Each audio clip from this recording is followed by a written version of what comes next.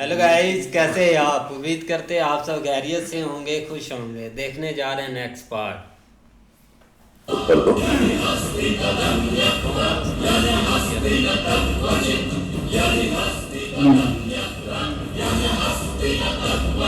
पर भगवान, मैं जब भी राजकुमारी द्रौपदी का विचार करता हूं तो मन नहीं मानता महर्षि। 5 पुरुषों की पत्नी बनना किस प्रकार से हो सकता है?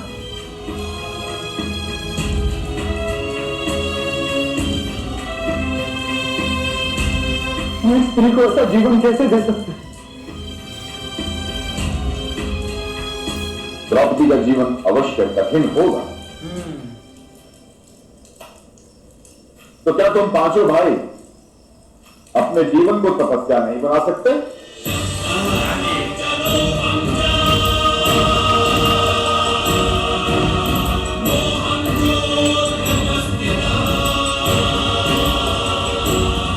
कुछ ऐसे कठिन निर्णय नहीं ले सकते जिससे द्रौपदी का जीवन सरल हो?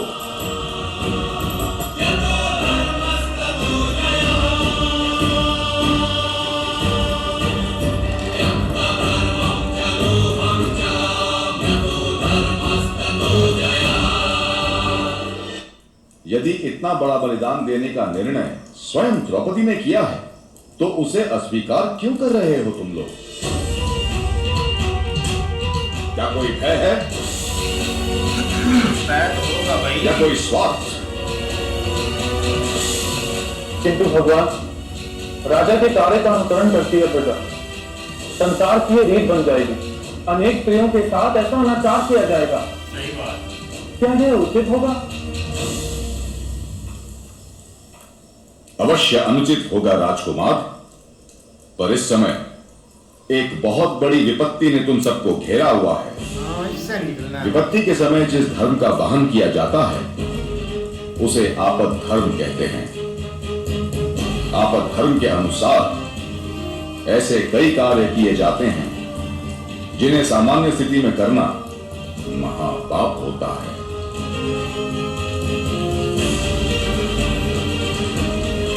यदि किसी अन्य स्त्री का विवाह एक से अधिक पुरुष से करवाया जाएगा तो उन सभी पुरुषों को अवश्य नरकवास प्राप्त होगा।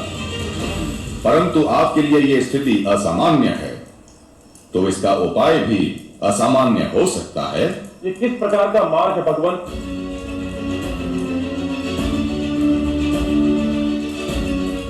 मैं अपने छोटे भाई की पत्नी को अपनी पत्नी किस प्रकार मान सकता हूं?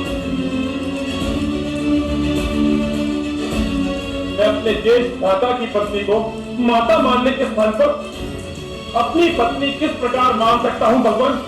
किस प्रकार? भी ठीक है भाई। 3 खंभों पर कलश रखा जाता है। कलश के नीचे प्रभु की मूर्ति, 5 दिशाओं से सुरक्षित।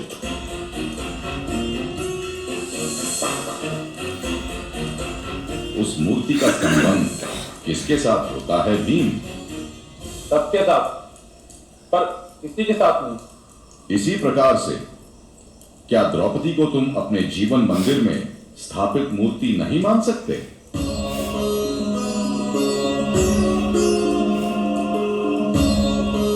स्मरण रहे भीम, मूर्ति के कारण मंदिर का कलश और खंबे पवित्र होते हैं। कलश और खंभों के कारण मूर्ति पवित्र नहीं होती।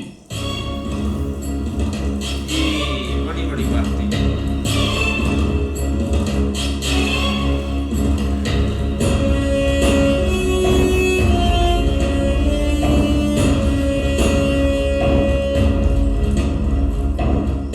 क्या निर्णय है तुम्हारा पांडु पुत्रों?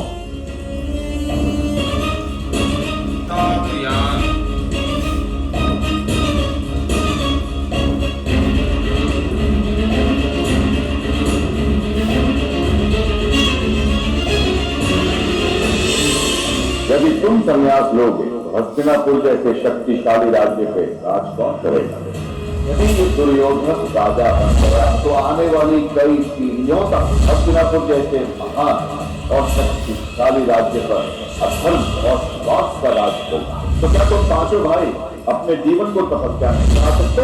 कुछ ऐसे कठिन निर्णय नहीं ले सकते जिससे द्रौपदी का जीवन सरल हो? द्रौपदी को तुम अपने मूर्ति नहीं मान सकते। पेट पिटने के बाद जब राजा बनने का समय आया तब युधिष्ठिर को राजा बनना, अपने खुद के लिए प्रजा को उत्तम राजा मिला। यदि तुम कल्याण जब राजा बनने का समय आया तब युधिष्ठिर को राजा बनना, अपने खुद के लिए प्रजा को उत्तम राजा मिला। आने वाली कई पीढ़ियों तक हस्तिनापुर के प्रजा को उत्तम राजा मिला। हमें कांपिल्य जाकर संसार नाम के इस संन्यास को धारण करना होगा महाराज।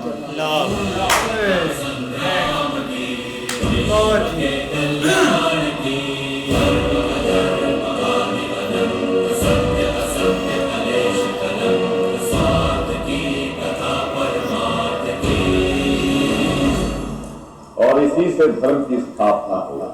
हाँ जी। जाओ पांडुपुत्र, कल्याण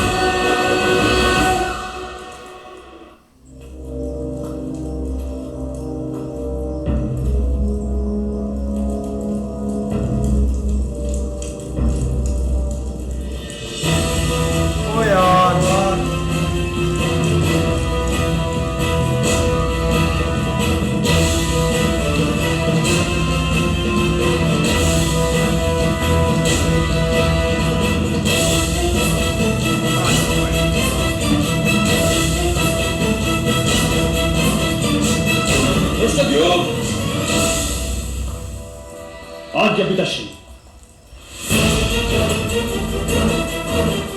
वो बात ब्राह्मण आ रहे हैं जिन्होंने पांचाल की राजकुमारी का अपमान करने का साहस किया है। सेना सज्ज की जाए।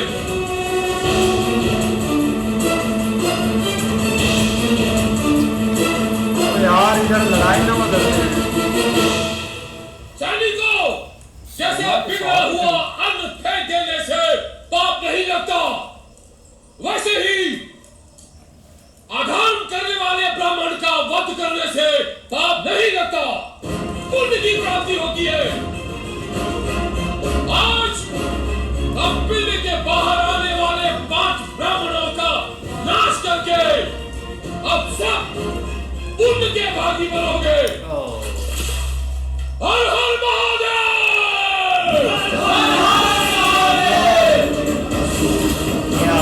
वही अपनी आर्मी को क्यों मरवाना चाहते हो? पहले पूछ तो लो, अगर ब्राह्मण होते तो एक जाति मार देना चाहिए।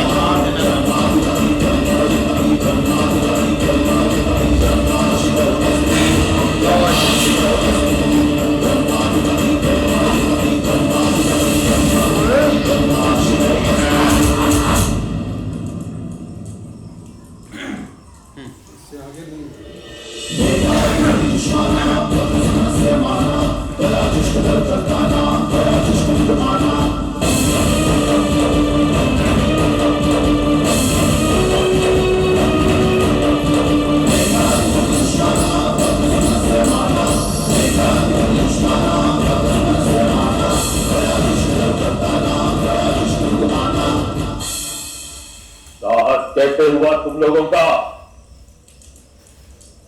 क्या मुंह लेकर कांपे में प्रवेश कर रहे हो?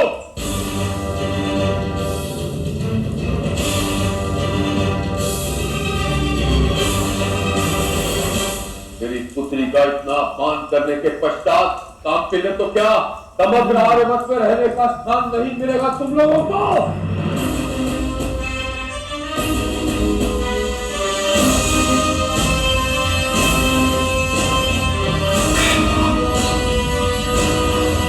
ओ यार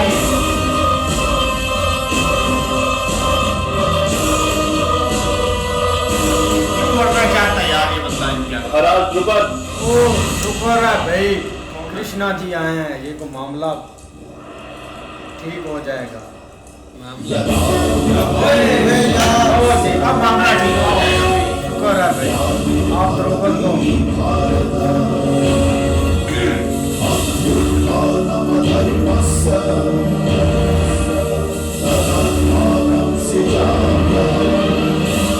ये 5 ब्राह्मण और कोई नहीं? हैं? हस्तिनापुर के राजकुमार उतर हैं। सम्राट पांडु के पुत्र पांडु हैं। ओए हाँ भाई ब्राह्मण। और ये स्वयं अर्जुन, जिसके साथ आप रोशनी का विवाह कराने का स्वप्न देख रहे हैं।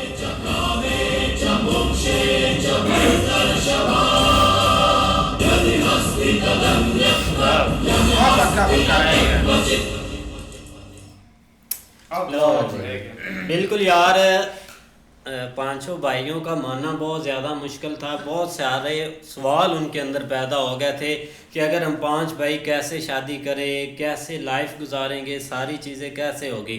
लेकिन भगवान वेद व्यास जी उन्होंने भाई बहुत अच्छे तरीके से उनको बताया है और समझाया है, तो फिर अब उन्होंने अंडरस्टैंड किया उनकी बातों को। लेकिन अब इधर आ गए, यहाँ फैसला होगा एक। नहीं ऐसे है यार, स्टार्ट जैसे हुआ था ना लाग ही नहीं रहा था, और पांडु पुत्रों का भी भाई कोई इरादा नहीं था इस चीज़ पर आने के लिए।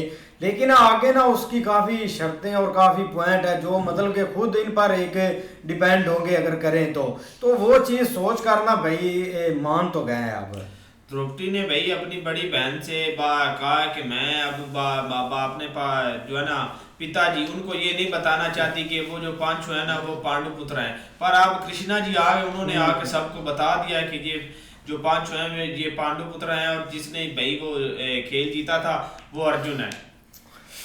इस तरह ही भाई कृष्णा जी तो टाइम पर आ गए हैं, लेकिन भाई उसने बता तो दिया है कि ये पांडु पुत्र हैं और ये भाई जिसके साथ आपकी बेटी का रिश्ता हुआ है ना ये अर्जुन है।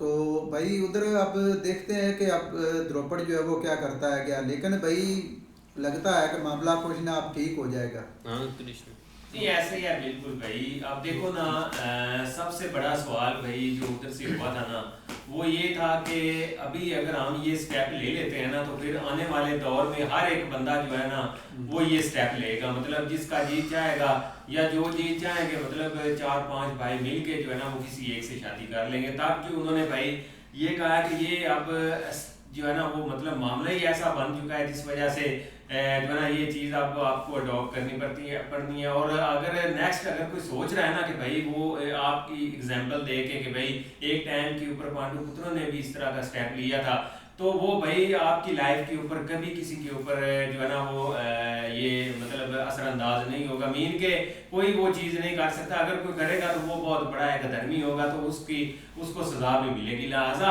ये जो भाई एक स्थिति बनी है ना इस वजह से एक मजबूरन उनको ये स्टेप लेना पड़ा है। लेकिन आगे उन्होंने भाई एक जो कुछ चीज़ें भी डिसाइड उनको करके बताई हैं कि भाई आप ये ना कहें कि आपकी ठीक है आपकी पत्नी जरूर होगी लेकिन आगे कुछ गैप कुछ चीज़ें आपने खुद डिसाइड करनी है, कुछ जो है ना वो किस वजह से जो है ना वो चीज़ें एक बेहतर हो सके। लेकिन भाई वो आप गए तो हैं उधर, आप कृष्णा जी आ तो चुके हैं लेकिन उम्मीद है कि आप सारे जो दरमियान में ये चीज़ें जो जो हल नहीं हो रही थी आप होंगी। हाँ जी, देखते हैं नेक्स्ट पार्ट में। तब तक के लिए गुड बाय, टेक केयर।